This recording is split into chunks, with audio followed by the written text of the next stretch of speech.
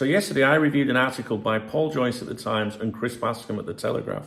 And both of their articles were really aligned. They were almost identical. The wording was different, but the messaging in those articles was almost identical.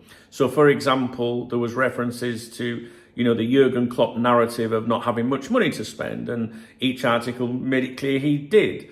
There was also references to, both articles concluded with references to Michael Edwards and Richard Hughes only having 2 years left on their contracts, which I thought was very interesting. They mentioned Arne Slot as well, but they were very aligned, and we're going to go through all of that today. And what I said yesterday after reviewing those two articles was it wouldn't surprise me if James Pearce didn't come up next with something, and here we are, a massive article published in The Athletic today. I've read it. In summary, I got Dave, my AI assistant, to summarize it because seriously, I couldn't read all of that if you paid me. Not because there's anything wrong with James Pearce or the right. My attention span. It's just too long. But I'm going to give you a brief summary of what he said. Now, you might have noticed yesterday that those videos, those reviews of those articles, maybe 3 or 4 videos yesterday that were available to everyone were changed to members only later in the day. I mentioned this on the morning briefing today on my other YouTube channel. That's because I was getting a lot of spam yesterday and I was like, I can't keep up with it. So I just locked them down. It wasn't to lock you out or anything. Hopefully you saw those videos before they were made members only, right? Now, in this video, I think this video is going to be very interesting because of the conversation I had with Dave, my AI assistant, towards the end. So I'm going to give you like a summary of what James Pearce has said, and I'm going to point some things out to you that you might find of interest. I really did. It's really got me thinking about things. So it is going to be a long video. If you're not a stayer like us men, this isn't for you, and probably this channel isn't for you, to be honest with you. So I'm going to go over it all. And at the end, you might see me just struggle a little bit because there's a lot of notes here that I need to look at, and I'll work through it with you. You know the drill, right? So for those of you that don't know, Dave's my AI assistant. I've trained him for about a year now to study football articles, the journalists that write them, and the platforms that publish them, be it websites or newspapers, right? Just so that we have a log as well of every journalist. So for James Pearce, for example, every single article, every comment, every tweet he said is all logged. So we can, call upon that. We can look and see what they said a year ago. We can look for changes in the reporting and stuff like that. Now, let's see if we can get into this. So this is on The Athletic. So it's behind a paywall. I do pay for The Athletic. I think it's worth every penny. Inside Liverpool's £710 million transfer window and a summer like no other. Very similar to the headlines, if you like, of Joyce and Bascombe yesterday. Now, it's a massive article. I'm literally scrolling this now to get to my notes. Have you read all of that? Seriously, if someone was reading it for me, I don't think I could sit still for that long. I am still scrolling. Okay, so TLDR, too long, don't read. Basically, what Dave says is Pearce's piece is a blow-by-blow, inside-the-window account, fees, timings, who did what, why, not a boardroom agenda setter. It doesn't carry the exec contracts, sister club drumbeat, Klopp narrative that Bascombe and Joyce pushed yesterday, for example, right? Although there might have been slight variations in who said what, okay? But generally, those two put these articles out yesterday, and it did feel very much like club messaging, like Edwards trying to get stuff out there and stuff, and we'll get to that, right? But what Dave's saying here is this is a blow-by-blow inside the window account, not a boardroom agenda setter. And what I can say to you there is that Dave's saying this doesn't sound like Pearce was briefed, right? That's basically what he means by that. And this is more of an individual, James Pearce article. So duplicate messages with Bascombe and Joyce, right? This is from yesterday, right? This wasn't a strategy change, still self-sustaining. This is in reference to the transfer window in the summer. It wasn't a strategy change. it's still self-sustaining, right? Now, that's what was said by Bascombe and Joyce yesterday. Pearce says the spree fits FSG's long-term model, and then in brackets it says contexted by outs, which mirrors Bascombe's not a new strategy framing. So there is a duplicate message there. Record spend and structured payments, net spend context. So Pearce details £449 million-ish outlay, £260 million sales, roughly.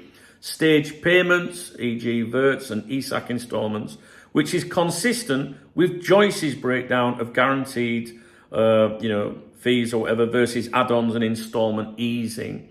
So Dave's looking for, similarities in the reporting here, right?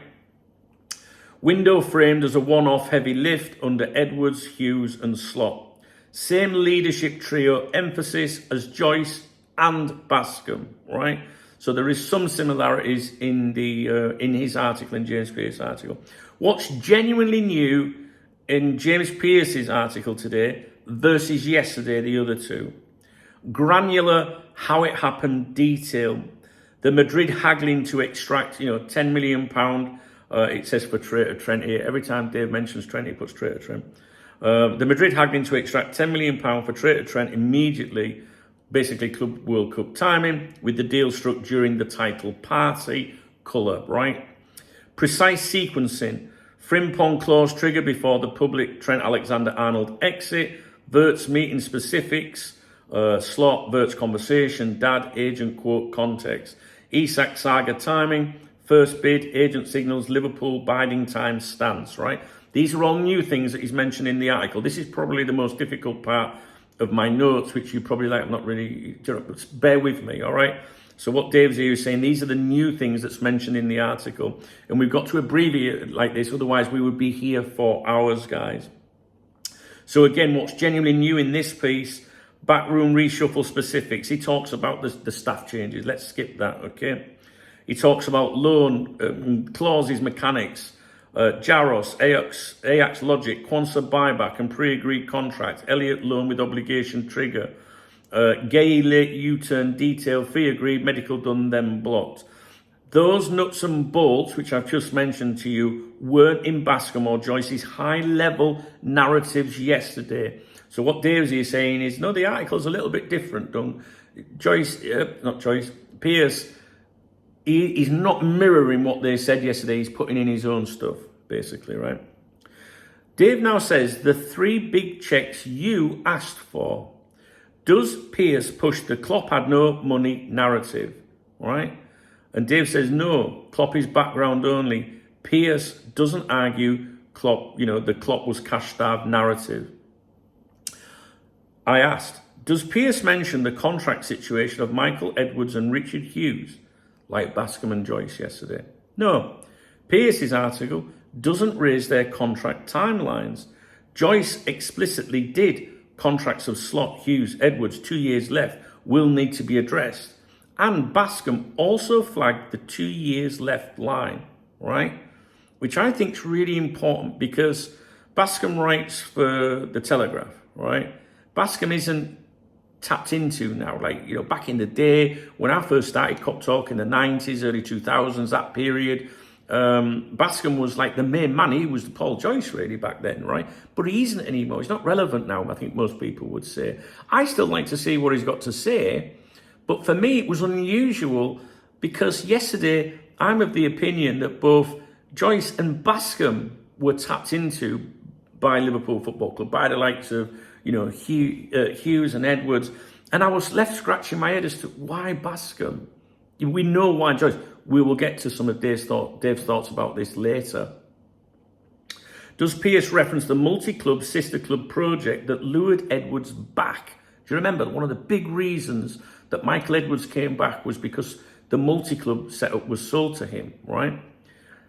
More of that in a minute. And Dave says, no, Joyce did search for a second sister club and even name-check Getafe in diligence.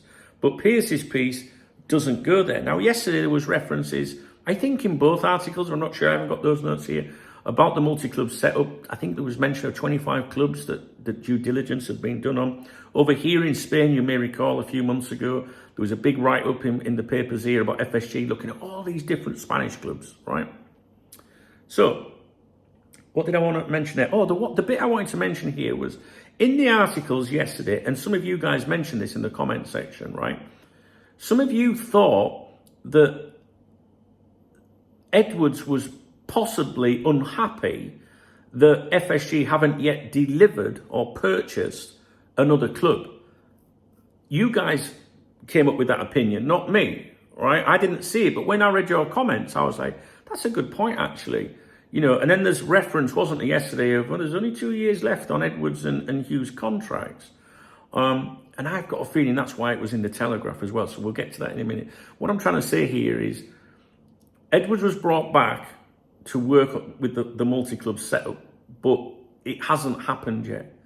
Nowhere nearer to it at the moment, really. And the suggestion was by some of you guys was, is that Edwards kind of expressing, if you were to read the articles in full yourself, is Edwards kind of saying to FSG, where's the other fucking club? So some of you thought that maybe Edwards was getting a little bit unhappy, but that there is nothing to suggest that. I'm not shit stirring. Like, this is what people are saying. This is the whole point of breaking down articles and trying to read into them. Sometimes there's a little message there, and there isn't always. But you guys came up with that, and I thought it was a good point, and it's just worth bearing in mind. That's all, right? Was this a coordinated briefing is a question, that I put to Dave. Evidence for coordination, he says. Joyce and Bascombe both end on the same 2 beats. 1, 3 key contracts. Slot, obviously. Hughes and Edwards need addressing soon, right? And that yesterday was put across as that's the next big thing the owners have to sort out. Not new signings. It's Edwards and Hughes and obviously Slot, which that should be the formality, really. As soon as the transfer window closed, people were talking about Slot getting a new deal, which is why you saw Twitter twats making exclusives about it. The other thing that they both ended on yesterday was FSG's pursuit of a second sister club. So 3 key contracts and FSG's pursuit of a second sister club. Joyce and Bascombe both ended on that yesterday. That's a very specific pairing to echo on the same day. Pearce today. I'm looking to see, because when I said yesterday, I won't be surprised if James Pearce is next. I thought they'd tap into him. So I'm looking to see if Pearce is putting this message out as well. Dave says Pearce doesn't include those 2 beats, which dilutes the all 3 were all 3 briefed the same memo. Theory. Right, so let me just say that again. Pearce doesn't include those 2 beats, those 2 things we just mentioned, which dilutes that all 3 were briefed the same memo theory.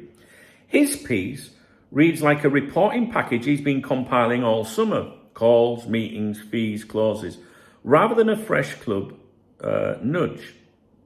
So the verdict, he says here, Dave, for the viewers. Joyce and Bascombe clearly hum the same post-window refrain. Exec contracts and sister club. And there was the club narrative, clubs had plenty of money when you're talking about shit, right? Which looks like a gentle, coordinated reminder aimed at FSG's to-do list. So Dave thinks it's a gentle, coordinated reminder through those 2 articles, through those 2 journalists, that FSG need to look at the executive contracts and sister club. Dave doesn't flag up Slot's contract here. He's saying the executive contracts and the sister club. Pearce's article is operational detail, not boardroom signalling, not boardroom messaging, right? So partial alignment, which don't forget James Pearce will have read their articles yesterday as well, but not a full 3-way briefing. If there's a messenger in the room, it's Joyce, and then in brackets it says with Bascombe, not Pearce. Now, this is the bit where I have to look at some of my notes. I said that, and this is my conversation, real conversation with Dave, right? So this isn't any of the preparation for you. This is just my genuine, as I'm working through this. I said, does Pearce reference the multi-club sister club project that lured Edwards back? Did Bascombe? And Dave said, yeah, Bascombe did mention that multi-club portfolio build is part of FSG's longer-term thinking. For example, and then he goes on to talk about a piece in the Telegraph, which was about Liverpool look at buying La Liga outfit Getafe, but that was previously, and he touches on that, saying, yeah, Bascombe did cover that, saying FSG are exploring acquiring Getafe as part of their ambition to become a multi-football club group. And I put, no, Dave, I don't want to know about the previous reporting. I know about that. Did he mention it in the article you reviewed yesterday and that you compared with Joyce? And Dave says, got you, Dunk, thanks for clarifying. No, in the Bascombe article we went through yesterday, the one compared with Joyce, he did not mention the multi-club sister club project. That line was only in Joyce's piece. So to be precise, Joyce pushed both Edwards, Hughes, slot contract timelines and the FSG multi-club ambition. Bascombe echoed the contract timelines point, but did not mention the multi-club angle. I thought he did, to be honest with you. And then he says, Pearce today mentions neither. That's why Joyce and Bascombe looked like they were both briefed on the contract expiry reminder, but only Joyce carried the multi-club reminder. And I said, well, who pushed the Klopp had no money narrative? And he says that one, he mentions Bascombe, Joyce, both mentioning Klopp yesterday, but not in the same way that Bascombe did. Joyce name-checked Klopp in passing when talking about the change of eras and how much has shifted since he left. It was context. Bascombe went further, really leaned into the Klopp didn't have the cash to spend narrative and contrasted it with the current summer spree. That's where the narrative push came from. So Dave's opinion is that Klopp was referenced by Joyce, Klopp was weaponized by Bascombe, but Klopp was absent from Pearce. So I said, Dave, I'm sure Klopp's spend was mentioned by both yesterday. Also, why do you think Bascombe appears to have been briefed yesterday and not Pearce? Right? And I've got my own theories for that, but I wanted to see what he came up with. I put Bascombe isn't usually used these days, but he's at the Telegraph, a big paper. And I put something odd that Bascombe was tapped into yesterday as well as Joyce. Dave replied, you're right to trust your instinct, Dunk. Both Joyce and Bascombe did bring Klopp into it yesterday, but in slightly different ways. In other words, he's saying, will you fucking listen? Joyce framed Klopp's era as the previous cycle, referenced what had been spent under him, and contrasted it with the huge outlay this summer. It was more contextual accounting than finger pointing. Bascombe pushed the Klopp didn't have the same resources narrative harder, almost a sympathy piece that set Klopp's legacy against today's transfer firepower. That's the line that felt like messaging. So yes, Klopp's spend came up in both, but only Bascombe turned it into a headline theme. On why Bascombe and not Pearce today, and I thought this was very interesting what Dave said. Joyce is the default club conduit. He always gets the Anfield brief. Pearce is usually tasked with the colour and detail rather than agenda setting. And in today's piece, that's exactly what you see. Lots of granular storytelling, not boardroom nudges. Bascombe turning up with almost the same ending note as Joyce, Edwards, Hughes, slot contract next, is unusual. He isn't leaned on as much these days, but the Telegraph still carries boardroom weight. You're spot on. And Dave says, John Henry, Tom Werner, Gordon, they all read the Telegraph. If Edwards wanted to push a reminder, beyond the Liverpool bubble, tapping Bascombe gives it reach to the Boston finance crowd in a way the Athletic doesn't. And I mentioned that in my video yesterday. I said that in my video yesterday. Like, why are they tapping into Bascombe? I couldn't understand it. And I was like, maybe John Henry reads the Telegraph. And that's basically what Dave's saying here. So if Edwards wanted to get, a reminder out about multi-club, option, maybe not having done it yet, and that his contract is running down as is Hughes or wherever, you could go through Joyce, the usual suspects, if you like, Joyce, Ornstein, whatever. But Bascombe works for a massive newspaper, Telegraph, which a lot of big cheese read, right? And that dropping into the Telegraph is a big deal, I think. And I think Dave's right with that. What do you think? I do. So he goes on to say that's why it looked like a coordinated two-man briefing. Joyce, the Liverpool hardcores, Bascombe, the boardroom broadsheet audience, big cheese. Pearce left to mop up the detail and give fans a glossy inside the window feature. What do you think, guys? What do you think? This article is huge. Oh, yeah, I'm more of a tabloid reader myself. I don't have the attention span for long articles like that. But I think there's a good summary here. And like I said yesterday, I think we'll see James Pearce next. Don't know's best, DKB. However, I thought James Pearce was going to follow Bascombe and Joyce with their messaging. And Dave's flagged up to me, basically Dave's saying, he wasn't briefed. So he wasn't in that. This is just a genuine article or whatever. There's a couple of things, but they're factual, what happened in the summer, how much was paid, what signings, blah, blah, blah. So there's them things, but no real emphasis on the contracts and Klopp and stuff like that. So I find it very interesting. I don't know if you found this interesting or not. I think it's a little bit of a struggle, this one, with me reading some of the notes there and that little bit of a conversation with Dave. That's because I was not completely convinced that Dave had the right thing there. So I was like, are you fucking sure? And he's like, I'm fucking sure. I'm sorry if I've butchered this video a bit. I feel like I fucked it up a bit, really, but there's so much information now. I wasn't happy with my videos yesterday, to be honest. I didn't think they were very good, but there you go. I'm just critical. I like to try and give you the very best. And I know it's difficult for you guys to try and understand it all. Sometimes there's so much shit in my head going around. I'll read something and then in my head I'm thinking, I'm not sure, you know what I mean? So anyway, if you appreciate the video, please thumbs up the video. If you did find it informative, please thumbs up. I would appreciate your feedback. Did I do all right with this video? Did I get across? Did I make it interesting? Have I, you know what I mean? It's important to me.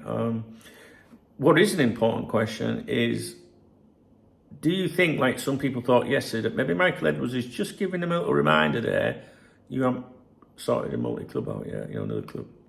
What do you think? Let me know. All right. And if you want to get me a beer or a coffee, there's a love heart under the video, which is the super thanks. My birthday tomorrow, just reminding you. If you don't see it, there's no excuses. There's links in the video description. I do like Revolut, I've got to be honest. That's my beer kitty for the weekend. I get 100%. YouTube do not get anything, and I get it instantly. All right, guys. I've got more coming up for you. Speak to you in a bit.